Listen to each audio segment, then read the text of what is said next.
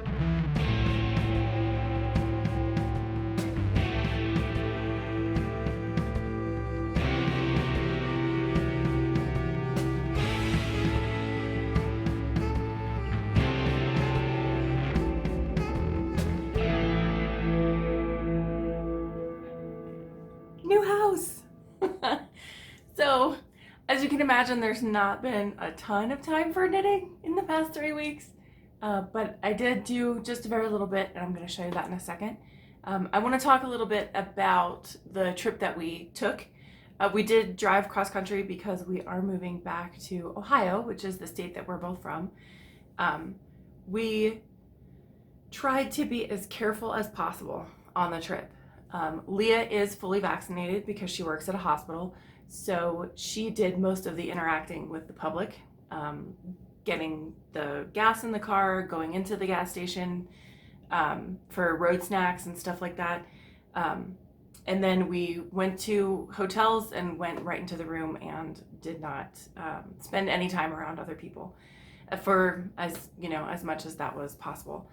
The realtor that we're working with in Ohio was in the houses that we looked at, but we had masks and so did she. We tried to keep our distance from one another a little easier in basically an empty house than in some other situations. So while it was kind of a risky thing to do, since I have not yet been vaccinated, we did try to be as safe as possible. We've been home now for 2 days, And other than weather-related sinus issues, I do feel okay. I'm not going out or anywhere near anyone until I have felt okay for quite a while, though. So speaking of the weather-related issues, today is Thursday, and starting tomorrow, we are expecting, oh, there it is. Starting tomorrow, we're expecting here in Colorado a really big snowstorm. Usually March is the month with the most snow in Colorado, and we are expected to get between 16 inches and 2 feet of snow, and it's going to snow for several days. So we have stocked up with a little extra food, which we needed to do because we've been living on frozen pizza and cans of soup while we had to get the whole house thing together. And Leah is making plans to possibly get stuck at her workplace for an overnight stay, and possibly more than one, since she needs to go into work on Sunday night. So that's just the wild and crazy weather that you see here in Colorado. So I know some people are thinking, why are you moving away from Colorado and going back to Ohio? Colorado is a beautiful place, and I've really enjoyed the time that we've lived here. My family is here, and it's been really great to be close to them after a lot of years of them being out here and me being back in Ohio. And now that I work from home, I have this room as my office and my yarn storage. But we live in a 2-bedroom townhouse, and that means that while I have plenty of space for all of my things, my yarn and my magazines and all the things that we all have, our stash, Leah really doesn't have that kind of space because the other room is where we sleep and keep all of our clothes. So she's been soldering on in the corner of the living room. She is an artist, so she also has stash and supplies, and she needs space to do that. So we would not be able to get a single family house here in Colorado. It's too expensive. And moving back to Ohio means that we can have a single family 3-bedroom house so that we've got a place to sleep and keep our clothes, and then we each have a nice space like this to put all of the things that we make and do. Okay, so enough talk about moving, because we're not moving yet.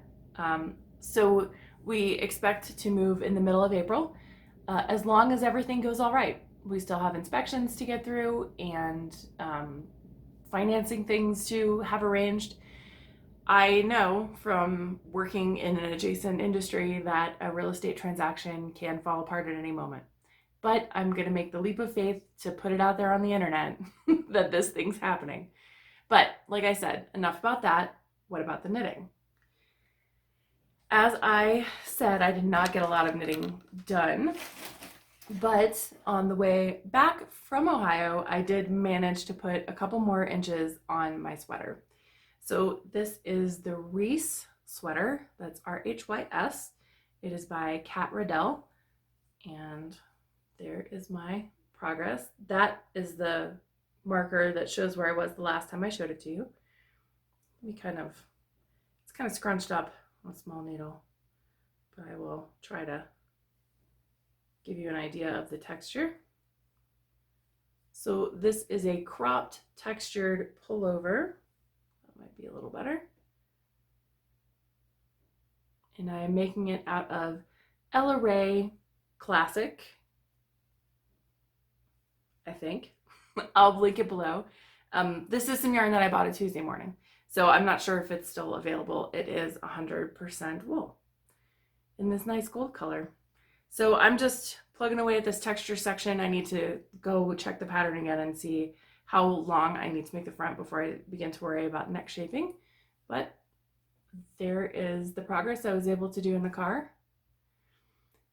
Like last time, I keep messing up my stitches and having to drop down and change them over from knits to purls. I think I'm not used to knitting something quite so heavily textured, though I really like how it's coming out. So I just can't work on it when I'm too distracted or tired. Like last night when I had to drop the whole middle section because I had done the welt incorrectly. But it's all fixed now, and I will continue with that. So there's my progress on the Rhys sweater. Honestly, at this point, no promises on when I'm expecting to get that done, but I'll keep plugging away at it. The only other project that I've done any work on in the past 3 weeks is a new cast on. Now, in the last podcast, I showed a project that I had made called the Palmistry Mitts. And then I said that I don't normally knit things more than once, which is generally true. And then what did I do? I went right out and cast on a new Palmistry mitt. So here's my progress so far. You will recognize these yarns from the last shipment of the row 1 minis that I got that were crazy, crazy bright. So this is Mystery Machine, and that is Coralicious. Those are both from Station 26, I think it was called. And then I found this green and this yellow in my mini stash.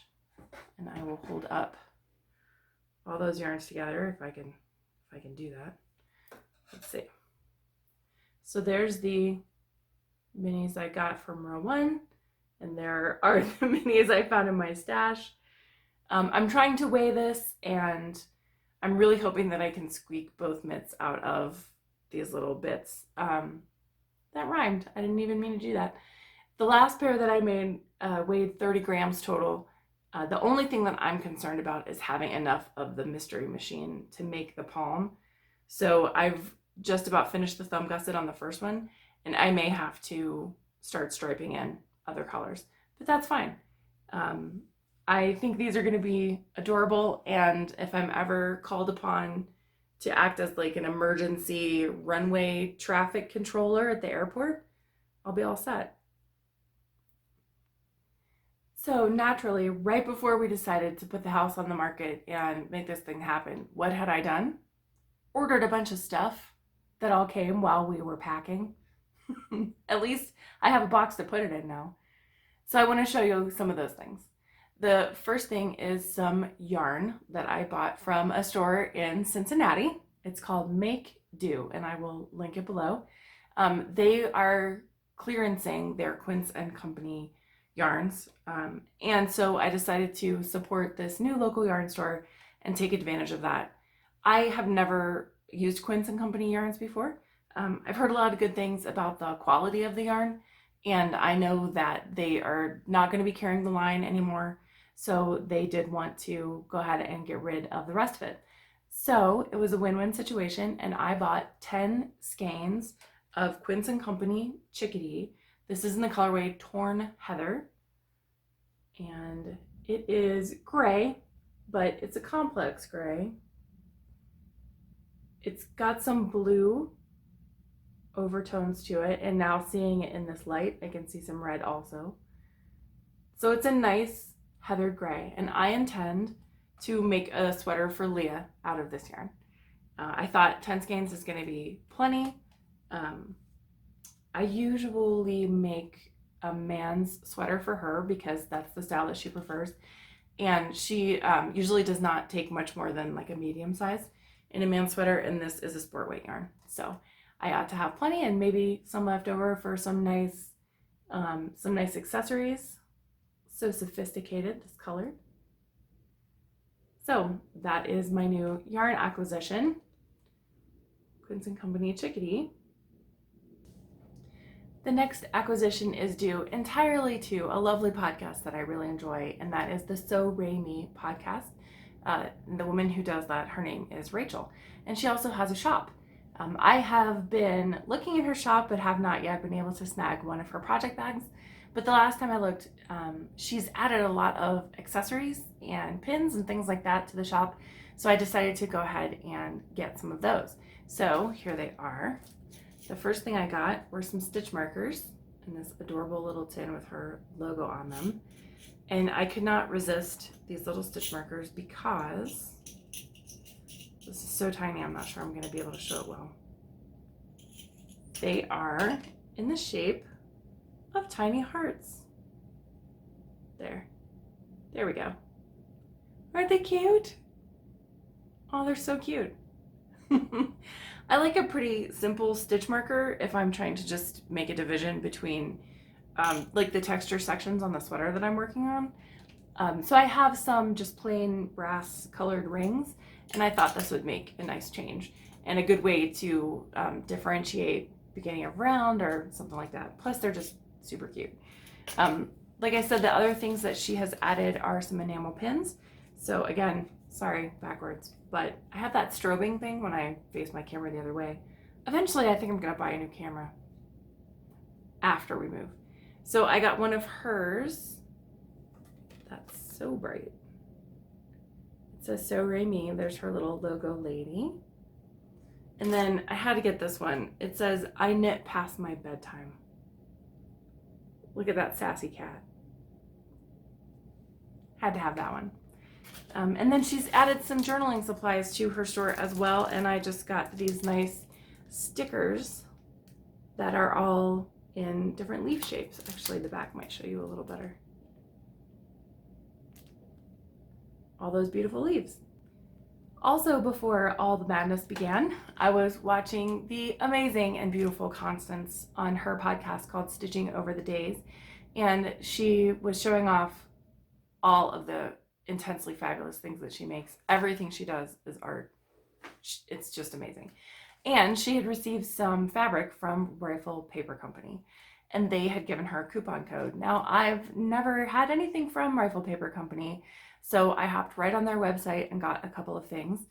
The first one, continuing the theme from my last purchase, is an enamel pin of their iconic fabric. So I got that.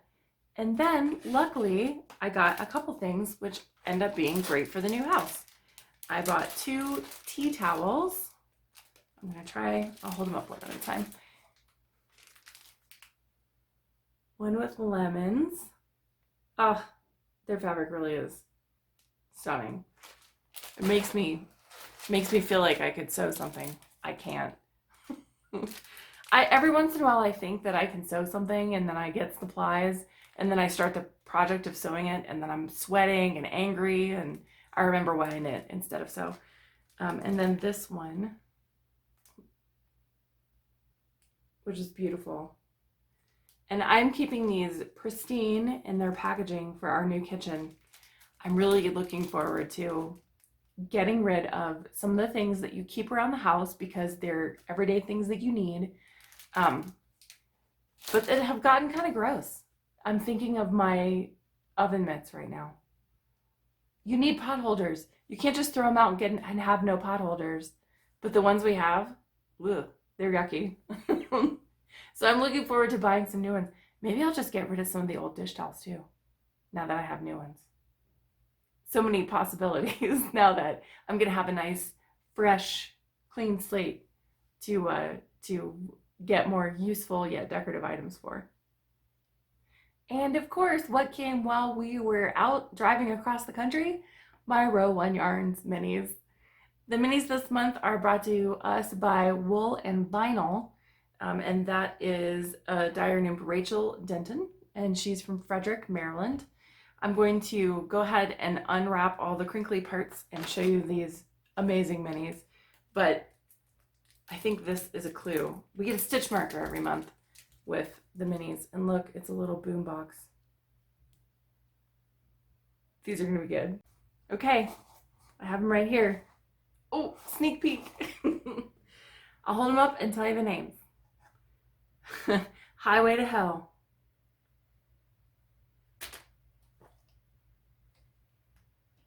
Pink Champagne on Ice. That one's kind of blowing out. That's better. These might have to go into my new Palmistry Mitts High Voltage. Oh, I love this one. I love this song. It's November Rain. I was a big Guns N' Roses fan in my early youth. Jesse's Girl. Oh, this is amazing, actually. I love this yarn. It's called Dr. Feelgood. I would not have thought burgundy and turquoise together, but that's spectacular. All she wants to do is dance. Rhiannon. Love bites. And living on a prayer. I'm right back in the 7th grade. Those are fantastic. Hitting it out of the park, as always, the Row 1 Mini Skein Club. And that's it. Not much knitting this episode. I am sorry. But I hope I was able to hold your attention with all the new stuff that I got to pack to move across the country. I hope that you all are doing well and that the spaces you inhabit are the spaces that you need. And until I see you next time in 2 weeks, party on!